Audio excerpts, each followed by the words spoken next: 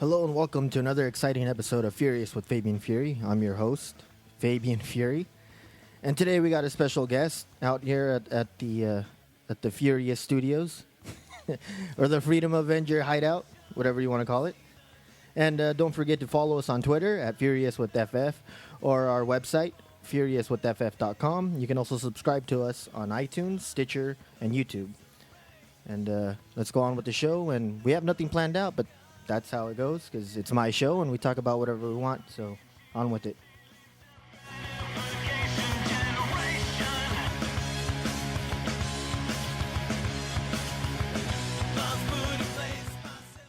You guys are?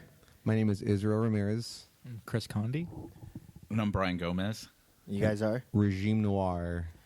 So we got a local band out here from Los Angeles, correct? Yep. How long have you guys been together? Well, I've known Chris for Almost 10 years. 10 years. Yeah. And Brian is the latest addition, but a very important addition. It took us 10 years to find a drummer, pretty much. It's finally clicked. Yeah. So you guys just been doing it, you two, without a drummer? No, we've had Or you just had stand-ins? Kinda had Stand-ins. Stand-ins, sort of a revolving door. hired drummers. Just no one that really wanted to be really like integrated into the band. And Where'd Brian come along? well, I was on Craigslist one day. Yeah. Looking at lost connections. Misconnections, there you go. Stoplight on the off ramp, and I saw a guy with the sign. Those blonde streaks just really do it for me. No, we put an ad out. I mean, we've been putting ads out for years now, and that we getting responses and never really just clicked with anyone. And Brian responded to us, and he decided to call me, and which it's rare nowadays, to have just someone want to talk on the phone. So he called me, and we talked for I felt like a good while. And I I'm wanted like, to hang up after the first minute, but Israel kept. yeah, I kind of cried afterwards. He started opening up to me like I was Oprah. Brian. No, but I could tell just from that simple conversation that he was a good dude and a good candidate. So, and thankfully the music clicked as well, and here we are now. So. Man, well, I've known Brian for a couple years. Excellent drummer. Do you care to talk about yourself and what bands you started off in? Because I know it's been quite a few. Yeah, I used to play in bands back in the. So I remember back watching in the day. 70s. Back in the day, no. I remember watching a music video where you were in. Yeah, I used to play in an old band called Light the Sky, but then that fizzled out and doing other things, and then just decided to get back into playing drums. So started looking for those misconnections on Craigslist. No, but yeah, I saw their ad and really dug the music, really liked it, and I was really hoping that I would get a call back or just hear from them. And Israel reached out because I think, Chris, you were away. Same thing. You were in Europe last summer too. Yeah. Well, where the fuck were you? Chris, where'd you go in Europe? No, I was here. I was touring in the East Coast at the time. That's right. And then Israel had contacted me about the ad, about how Brian reached out to him and he had a good talk. And So you have another band besides this one? Yeah. I'm in a couple of other bands, but this is my primary band. Most of the time and effort I focus on is for Regime. Yeah, how'd you guys come up with that name? Because it's unique. I'd never heard of anything like that before. Well, Chris and I think one thing we had in common, when we first started playing, we loved military history. I've always been, since I was a kid, I loved World War II history. I've just been just kind of obsessed with it. And had a fascination with old war and new war. And, I think at the time, the whole political climate was kind of hot. It was during the second Bush term. Yeah. And, I just remember, some of my favorite bands of all time, that were kind of political, but still they weren't so over your head about it. But they had military references, stuff, and I've always liked that. I like the imagery. I like just the idea that just let people know we're thinking about these things, but we're not trying to force you to Then I know you guys have a website. You guys are on Bandcamp, correct? Bandcamp. We have a website, regimenoir.com. Yeah, we have everything. primarily the regimenoir.com site. The- From there, you can link to any of our other So I was sites. listening to your stuff before you guys came onto the Yeah, LSA yeah. show, and I noticed you guys had a song in Spanish. Yes. So it's just you guys go back and forth, or Yeah. Yeah. I mean, Spanish was my first language. Yeah. I mean, as a kid, my parents were immigrants from Mexico, so that's the first language I learned as a kid, and that's the first music I was really introduced to. So I still have a big connection, I've always had a connection to Mexican music or music in I Spanish. noticed one of your songs just looks like a bunch of different influences in it. Yeah. From from punk to Yeah. electro and, Yeah. and all this stuff. So where'd that come about? Just It's LA, man. I always felt LA has such a, LA is a breeding ground for just diversity, man. Diverse music, and so Well, just all the influencers are just a byproduct of the city. the city. growing up here, Yeah, being growing up a here. native here, Yeah. and everything you experience and are influenced by Yeah. that are uniquely. And how hard is it to get noticed out here? I know because there's like ton of bands. I used to play in a band years back, and it Yeah. was just hard to get anything. And the whiskey, when you play at the whiskey, you got to pay to play. Like, Yeah. what the heck is that? Yeah, And- it's gotten harder too. I think current times are. I feel like it's 10 times harder than it was. Because there's so much more competition now. Not that there haven't always been a lot of bands, but the playing field is just more widespread. It's just a lot more difficult to compete. The culture has changed too. Exactly. I think with the internet, it changed everything. It changed how people access music, how much different music is just thrown at you on a daily basis. It's like back when MySpace was big, I just remember like everyone like bands just saying you shit constantly, and like after a while you just became an annoyance, to be honest. Yeah. And at first I would check some of them out, but then I don't know, it wasn't like that growing up. I mean, I hate to sound like a freaking old man, but if someone gave you a tape or something or a CD, like it's because it traveled a long way, and it was word of mouth, and it was 80-90% of the time it was good. Nowadays it's just like everyone just throws Bombarded, music at you. Yeah, because when I started, I think MySpace just started, so Yeah. we were just flyer. Yeah. We'd go out and flyer and nail flyers to light posts and stuff, and we paid at the Whiskey a couple of times, and then we played at the Roxy. But the Roxy, we got lucky. Yeah. But the Whiskey, it's like, oh, well, you got to sell this many tickets. I'm like, wow, really? Yeah. This is. I can only imagine how hard it is now with social media and everybody just trying to get their word out, their name out. Yeah, how do you stand out, in the realm of all of the thousands of other bands Yeah. that are trying to do the exact same thing that you're doing? And it's not even just like the music anymore as far as needing to stand out. Like you could have awesome songs and everything, but now it's like got to be a complete package with like an image, everything. So you need a gimmick. Absolutely. Yeah, absolutely. Something that's going to set you apart, because it's just people are constantly being, almost- just saturated. Like the appearances matter more than the actual content. So it's like wrestling. You need a gimmick. You guys got a gimmick?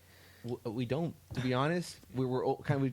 We I think we have old principles. Like we grew up. We came from a different We mindset. came from the punk scene where it was just about the music, what you stood for, and that was it. And that spoke for itself. And you hopefully were, you were magnetic enough to draw, people. But nowadays, you need to have all those other things that are a job in itself. Learning to play your instrument is it's hard, but then you have to fucking master like social media.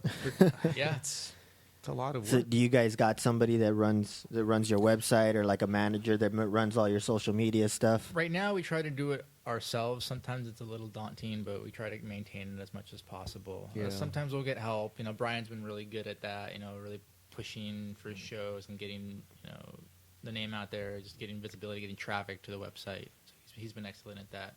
Israel's also great at that as well, and I try to help out in whatever capacity that I can. But mostly, it's just us doing our thing us right doing now. Yeah. Do you guys got any CDs coming out, or you just have it on the Bandcamp? Primarily, it's on Bandcamp. We do have physical copies as well, but it seems like with the progression of how people listen to music now, they generally just want a quick and easy download. They want to just be able to I'm listen to old school. I like buying CDs. Yeah, it's a real disparity. Some people like the physical CD, being able to listen to something, put something in a CD player, gratification. Some people don't want to be bothered with that. They just want to download something, put it on their phone, or listen to it streaming, and that's plain and simple for them. That works. Do you guys get a lot of buys from that? Not really. No, No. because they're already listening to it for free. So Yeah, I think that's part of it too. yeah, it must be tough. Because I mean, when I was back there, we would do, record and have like tapes and CDs that we would sell at our shows. We're not really, because the whole social media thing was brand new, so we didn't have anywhere to put our music. And then we had a MySpace, but MySpace didn't really have where you could put music on until later, after the band disbanded and everything. Then I'm like, oh, that's pretty cool to put some of your music. But I didn't at the time. I didn't think it would hurt you. I'm like, oh, that's cool. People can hear it. But now that I think about it, well, yeah, because they're listening to it already. Why would they want to buy it? Yeah. I think I found a clip of Fabian's old. Oh hell yeah. Old. Let me see. Yeah, his material that he put out. I think that was it, Brian. Man, Production on that's awesome. awesome, man. Who mixed that? It was ahead of its time. Pretty progressive. Yeah, it's still 2015. Still not ready for that. Just lay it down, a dope beat to that, and you're good to go. How did you and Brian meet? Through work. Through work. We met when we work at the hospital doing much of nothing. Trying to save lives, stamp out evil, and all that junk. Yeah, that was funny and fun. Interesting. Aren't you a nurse now? Nurse Brian? Yeah. Nurse Brian. Barely. Barely. Sounds like a TV show. I know. I think we should film this guy at work because he's quite a character. I would pay to see that. No, not Brian. Why are you so quiet all of a sudden? You're normally louder. You always have something to say. Why are you toning it down? I don't know. Because you're sober. Yeah. Here. Do you guys have any hobbies outside of music? Music's my only hobby. to be Yeah, pretty honest. much. It's like the most gratifying thing that we do. So I suck at everything else, so. Brian, anything? No. Same thing, just music. I love new gear and stuff, so I was checking out new, different drum stuff that's pretty boring, but it's my life. No. It's your life. Well, how many drum sets do you have now? Right now, I just have one, believe it or not. You got but rid I've of- got like several snare drums. So, I thought Yeah. you had two. well, there's two, but one's a borrowed one. Yeah, Your dad's? yeah, it's my dad's DW kit. Yeah, the one I use for practice. It's an older original Orange County drum percussion drum kit, which is awesome, but The butthole I don't one? think yeah, the button one, but I don't think it really works for what we're doing and live. It just So show wise, it doesn't, but practice, it's I think it's earned the right to just kind of like chill out now, since it like took all the thrashing when I was younger and like got beat up in its cases and like at shows. So now it's it's earned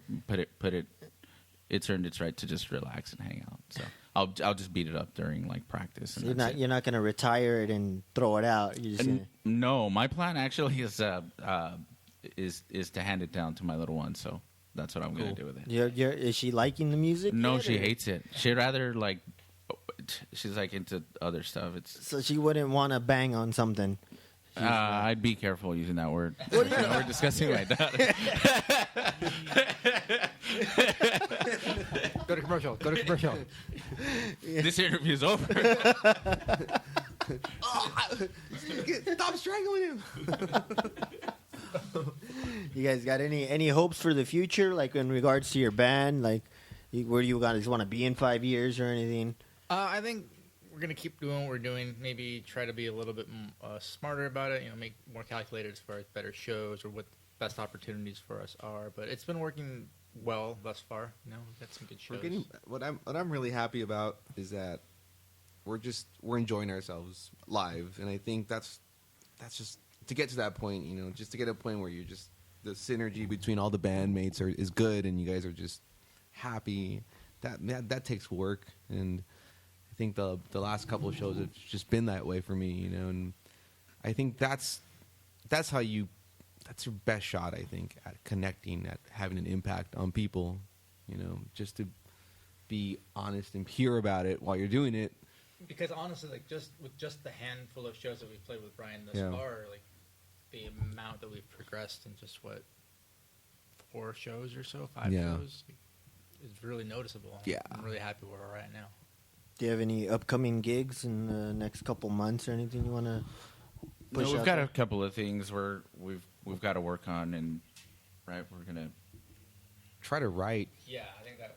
Write new material? That's the goal, because a lot of the songs that we were playing now, they were played with, and they're kind of conceived before Brian came, and I'm really just excited and curious about what we can do now. With the drummer. With the drummer, just with the guy who can actually put his part in, contribute. So I mean, as much as I like the old songs, I'm just I want to see. But I think it's time to work on something collectively with a new, fresh approach to it. So I think that's the goal. While Chris is gone, just me and the Bryans getting together and just trying to write new material. Hopefully we'll have a whole new album ready for you when you get back. So, Chris, care to talk about where you're going? I'm going to be headed out to Australia, Southeast Asia, Europe, just kind of everywhere and anywhere for the most part. It's going to be a pretty extensive tour. Care to mention the name of that band? Oh, yeah. That band's called Dangers. It's a hardcore, thrashy sort of band. You guys got a website for that one as well? That one would be wearedangers.wordpress.com, or you can find a link through Vitriol Records. All right. So we'll put that on Cool. Post all those things on the whatever we got, the website. And just kind of going back to your question, I think also too. I think personally when I was younger, of course you have these big dreams of making it big and whatever. But I think right now, as far as where I'm at, I'm just really happy to have found a group of guys that I can just play music and do something that I love and I'm passionate about, and just the fact that we connect and we get along is great. Because I mean, there are so many flaky diva musicians out there that are just it's insane, and it's they're not even anywhere. They're just trying to get famous without absolutely any talent. And so it's awesome and I'm happy where I'm at, and happy to have met these guys and playing some awesome jams. So I think I feel like I have a lot of pressure in the sense that their music is awesome, and I feel like since I really haven't, of course I've added some of what I can do, but haven't really written a song with them where I've figured out all the drum parts that I wanted to do or anything like that. So I kind of have that hanging over my head, and I just hope I don't take away from the sound. And I think that's where I feel the pressure, because I definitely don't want to take away and just want to add to the great song structure and the rhythms and just the overall sound that they have already. And yeah, that's all I wanted to say about that. Well, I mean, it sounded pretty great when I saw you guys perform at that wrestling shows. Everything sounded good. You guys meshed together, even though you were just jumping in. I liked what I heard. Yeah, it was pretty seamless actually with Brian. He came in prepared, ready to work, which is unlike any drummer we've had before. He actually put the work into it and was serious about it, and it shows. What were your previous drummers? Just phone it in?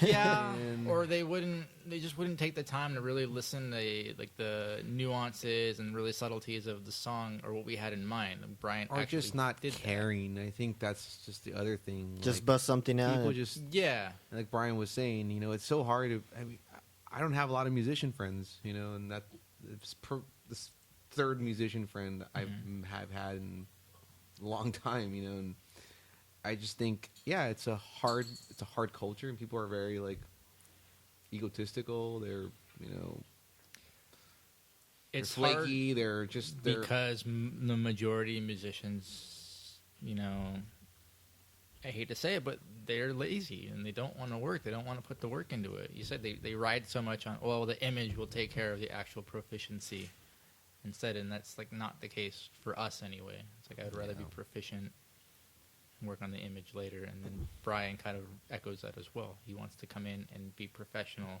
and show that he's put time and effort into being as good as he is, and it shows. Yeah, and still fun at the same Yeah. time, because at the same time you want to have fun. You know, you want to be able to feel so sure about what you're doing, what you're playing, that you go up there and it's just, yeah, it's just fun. You know, because you're not worried. You're not worried about, you know, the people around you or whatever. You don't have to worry about what everybody else is doing. You can have the luxury of focusing on your own performance. Yeah, no, but I'm excited. I'm excited to see what you can write together. That's, Yeah. yeah. I'm excited to see what's going to happen to Brian's hair next. It might turn a different color while he's playing. I knew that topic was going to come up. I just didn't expect it to come up so soon because I know that. So when did you do this hair change? Oh, shit. And why? Yes, explain why. Well, since I started getting, jamming out with these guys, started doing performances and things like that. I don't know. I just kind of felt like, I dropped acid one night. This a midlife crisis thing you're going through? No, it's funny. Somebody at work, it was like, "Are you peacocking?" And I was like, "What the hell does that even mean?" But I got the concept, but it was just like, no, it's like, I just, it's so rare I get to do things for myself, and I think it was just one of those things where I had the money and I was like, Of it? yeah, exactly. You're like, hooker or You're going to post a link to his Tinder profile, right? Yeah. Oh, yeah, we might as well. Brian is single. Single drummer, nurse, well-paid nurse. He drives fancy cars. Oh. Man, girls are looking for, that's like half of the equation, man. He's the whole package. Yeah, right. Job, I wish it was that. secure job. Yeah. No, it's funny. Job security. I think the funniest thing somebody ever said to me or like made a comment, they're like, you're like the first drummer I've ever met that not only has their own drum set, but like has a job and stuff. I was like, what the heck? Like, and You're the first human drummer ever. Man, you really set the bar, Brian. I guess so. No, and then I would hear, because their ad wasn't, of course, the only one that I responded to. What?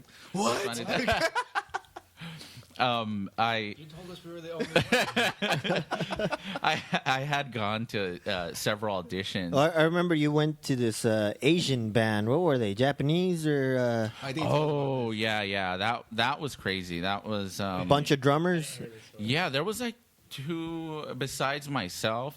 There were like two other drummers, but I wasn't good enough for them. So whatever. But anyways, How were you not used good to enough playing for with them? I'm not used to playing with other percussionists and like having to. My timing's not always all that great, but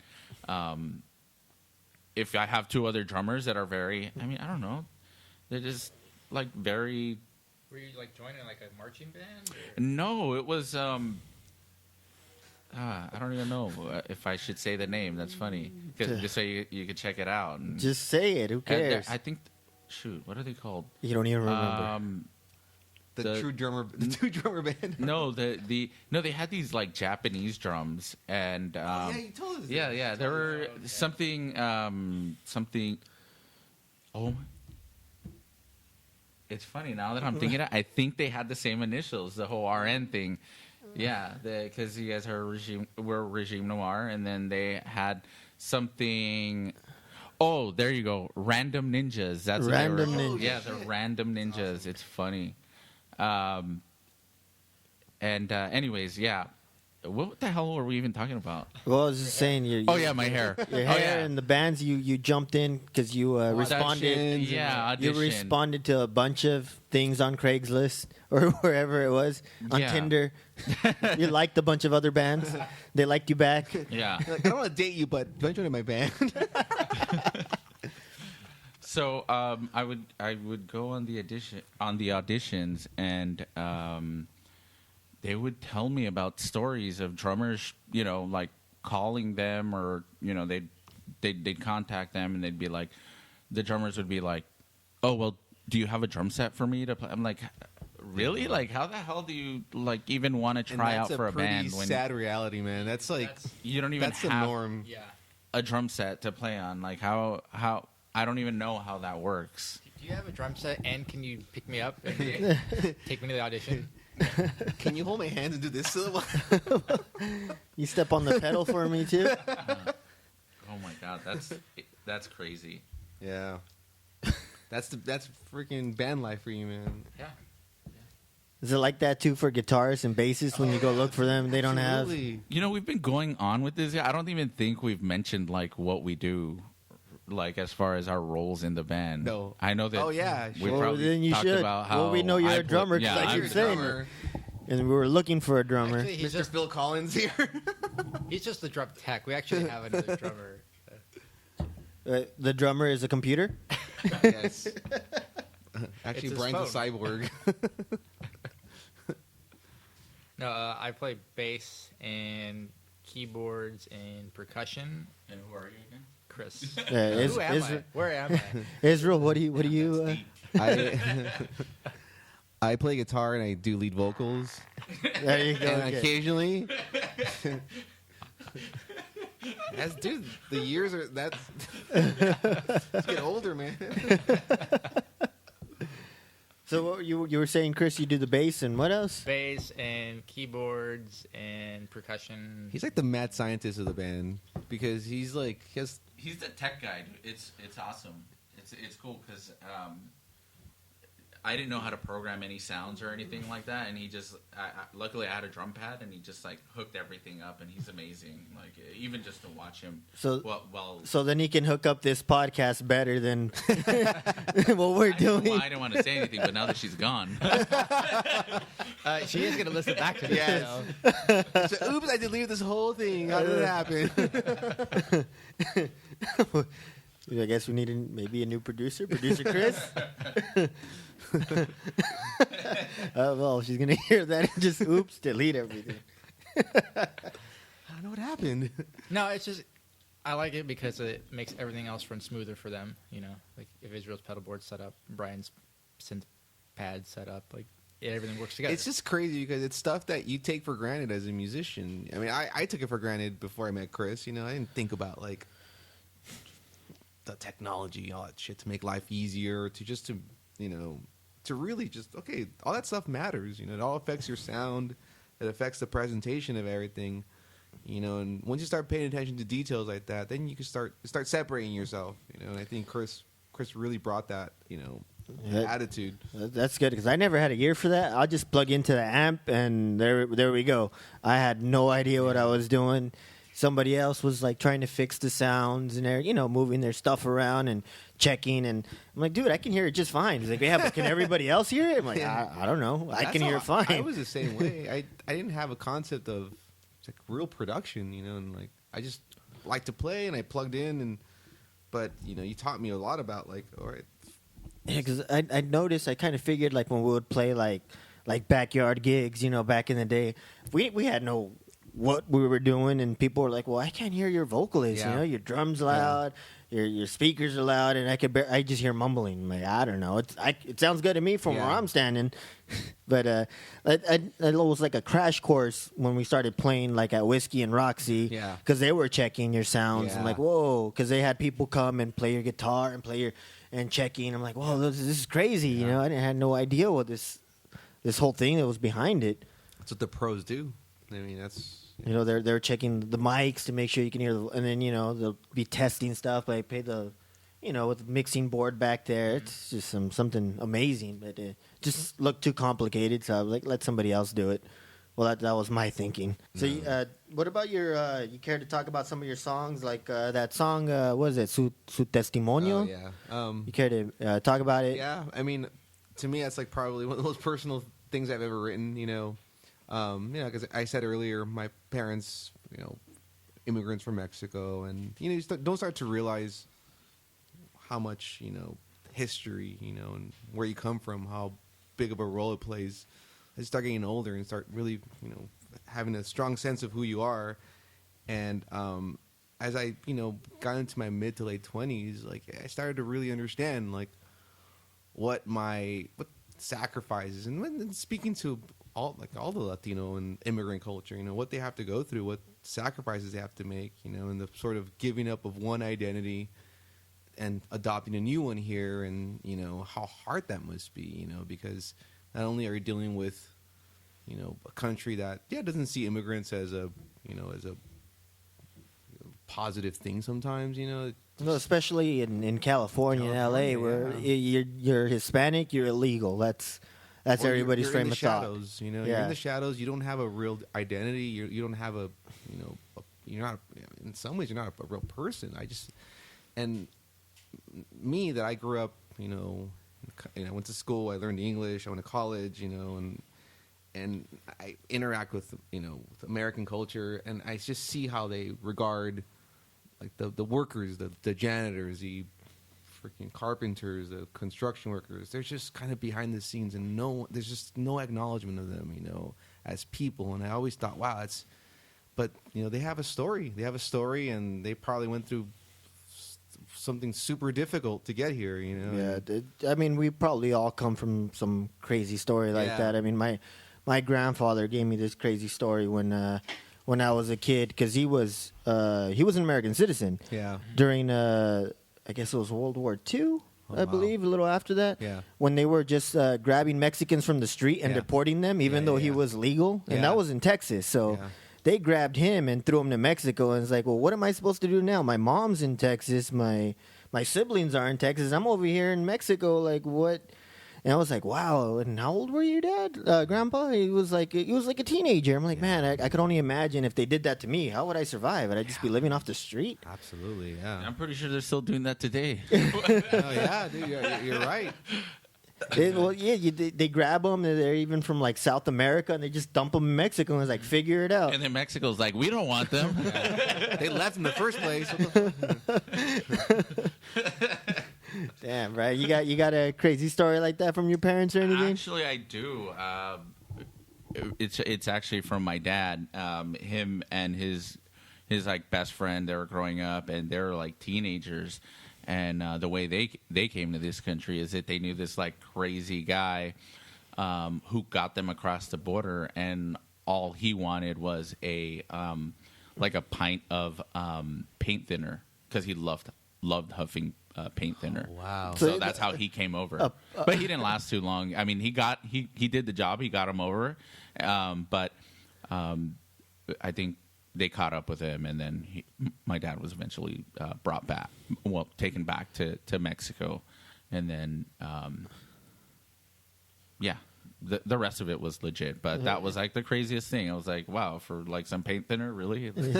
Well, even then, like, just leaving your whole life behind to start a new one is like, with what? How do you figure that out? That's just something we'll never be asked like that kind of a responsibility, and our generation, will never be asked that, and that's something that's. I mean, other countries, I'm sure they do. I mean, Middle East, all the countries that are going through war right now. Yeah, huge, mass migration of people. So I think us as Americans, that get to be born here, get to have citizenship, we don't realize the struggle. Don't realize, man, that the world has to, just to have opportunity, just to have a roof over their head, just to have food on the table, just to have clothes on their back. That's crazy to think about that. I mean, I think that's just something that I think about, and I think that's still something that I try to, as fun and as good life can be here. It's just you have to be reminded of that sometimes. Yeah. What about you, Chris? Your family migrated, crazy migration stories? Not that I know of. I've spoken to my grandma, my grandpa in the past, and they were lucky. They came here, they crossed over. So you're second generation. Yeah. Your parents were. And my grandparents had already had, I think, 4 kids, and they crossed over, but getting everybody over. They ended up working at a tortilleria and like working like 3 jobs Just to just provide to get food for going. the Yeah, kids. and man. somehow, like, also speaks to your parents as real too. Somehow they just made it work, which just seems completely inconceivable to me. Like, I don't know how I could possibly do something like what they did. Yeah, it just seems impossible. Even right now with the wages, it's like, wow, I'm working one job and I'm doing 12-hour shifts. Like, how could I put another job on top of that? Like, Yeah. I But can't, they did. I it's can't even just think like- about it as a single man. Let alone somebody who had a wife and A bunch of multiple other children. kids. Like, Yeah. How is that possible? Do or die. It's Yeah. different. We don't have the die situation No. hanging over us. Yeah. I think it's also easy for Chris because he's the whitest Mexican I think I've ever known. I could just imagine what his grandparents looked like. I'm pretty sure they just waved him on through. Oh yeah. Oh, you guys look American. Wait, you get in the special line. Come here. What were you guys doing visiting Mexico in the first place? How'd you Excuse me, lose? sir. Get away from those beaters. Yeah, move away from the beaners. That's not your line. How'd you lose your IDs? What the? Get over here. They must be out here doing missionary work. There's been some misunderstanding. Just please come on through. Your grandparents were Protestants and trying to spread the word in Mexico.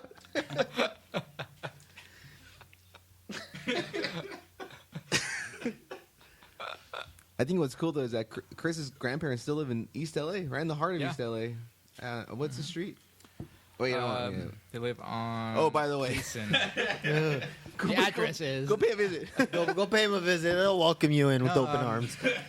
Yeah, my maternal grandparents still live in East LA. My paternal still live in City Terrace. City Terrace. So yeah. they can only tell you the stories like how East LA looked then to compare now. Compare yeah. now. Yeah, I mean, even 10 years ago, you couldn't walk down the street like a first street. Yeah. No way. Now there's a Starbucks in East LA Yeah. and a coffee Like 3 bean. blocks away from Yeah. there. It's just like, Progress. With bulletproof windows. Armed guards. Starbucks in every corner now. Huh? Yeah. That's a trip, man. Like the transformation of East LA is like, we're 90s kids, so we Yeah. grew up during the peak of gang violence in LA. So we saw. I mean, it blows my mind. Even like downtown, Silver Lake, Echo Park. Oh, those are all hipster towns now. Especially Eh? like Echo Silver Lake and Echo Park. yeah, when I man. visited now, it's a bunch of There's hipsters walking high-end down the street. restaurants, there's wine bars, Oh, yeah, there's like that- celebrities live there. I went to a bar that's like looks like a hole in the wall, like right off of Sunset in Echo Park, and they were charging like $8 for like a Paps, and it's like, wow, $8 for a Paps, and then I've gone to another place where it's $15 for a Paps. I'm like, I could buy like Wow, a you buy 20-pack yeah. or whatever for instead of one Paps, but it's those freaking hipsters out there that ruin everything for everybody else. So true. yeah. It really trips me And out. then the rent's gone up. I've seen the rent in Silver Lake and all those areas. Echo Park is like, wow. Like, they want like $2,000, $3,000 for a studio. Yeah. It's no Yeah. bigger than my living room. Yeah. And it's like, wow, people are paying that? Mm-hmm. I mean, when I was in high school, one of my good friends lived in Echo Park, and I used to drop him off at his house, and I'd be scared shitless every time. I pull up, and like 3 gangsters would just come to my car, just like one in the front, one on each side, just check me out. I let my friend off, and like they just made sure, like, right, you're not here for trouble, all right? You can leave, but just any eye contact, just anything. I'm like always scared. Oh my god, I'm gonna I'm gonna die today. freaking get shot up or get jumped, or it was different time, man. It's so different. Yeah. I mean, just walking the streets in the 90s to now is so different. Just Yeah, that thought was always in your head. Am I gonna get hit up? Am I gonna get? It's just something. It was Yeah, different. the lead singer of my band lived in East LA, And after gigs, we played the backyard gigs in East LA or whatever. He would walk home. He's like, oh, I'm like a couple of blocks. Yeah. Every time he'd walk home, he'd get pulled over by the cops. Shit. Like, where are you going? What's this? What's in your case? He's like, it's my guitar. Doesn't it look like a guitar case? Yeah. He's like, no, you could be holding guns in there every night. I'm like, dude, why don't you just drive to the show? He's like, nah, I like walking. I like walking the streets. And I'm like, well, you're crazy, man, because you get pulled over every night. I remember getting harassed by the cops when I was 12. They were serious. They're like, "What you guys doing out here? Empty your pockets." They thought we were like dealing drugs or some shit, like. And then once they knew we were like normal, like, "All right, here's baseball cards. Get out of here." Yeah. Hey, Brian, where'd you grow up at? You didn't grow up in no hood. Where'd you grow up at? That's funny. Yeah, I did. You grew up in Pasadena? Where'd you grow up? No, I grew up in East LA. Actually, You grew up in East LA. House on the prairie. Yeah, East Louisiana. I know. Don't let the name fool you. I know. If you were to know my whole name, it's Anyways, yeah, but I went to Brian el Matador. close. Close. So what are those teardrops on your? What are those teardrops you got right there, huh, Brian? No, damn, you can still see those. Yeah, I can see them through the makeup. And that pink elephant on your foot. What does that represent? Yeah. What do you mean? What is that all about? You were there when I got it. What does that represent, huh, Brian? I don't know what your tattoos mean. To me, it's just a pink elephant, but it could have something else. It's funny. I've told people that I've had that I have that tattoo on my foot, and they don't really believe me until I show them. Do you want to see the pink elephant? Exactly. Because when you say that, I think like you're gonna show me your member.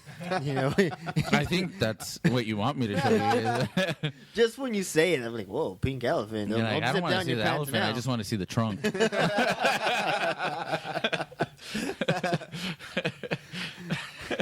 No, but yeah, I mean, I grew up in East LA. I went to Evergreen, and then from there, my parents got us out of East LA and moved us over to Alhambra, and that's where I've been. I can still remember my first night in Alhambra, because I remember I used to have the background noise in East LA to put me to sleep, like the cars going by, the sirens, at all hours, whatever. Yeah, the ghetto bird, whatever. But in Alhambra, when we moved there, it was like dead silence. And even though I live like right next to the freeway wall, that sound wall that's there would like muffle out a lot of the traffic noise that you hear, and so I remember having trouble falling asleep because I didn't. It was just like it to me. It was like dead silence, and yeah, it was just so accustomed to having like noise. So there. what do you listen to George snoring now to go to bed? Yeah, that's a different thing. But yeah, listen to Coast to Coast, whatever. I'm an old man. That's it. I gotta listen. I gotta listen to something. So I put the George snoring on, go to bed, or else at dead silence I can't sleep. Yeah. Well, you should put on one of your other podcasts. I mean, I'm pretty sure you won't have any trouble. Any trouble? Nobody's listening. I'm my only follower.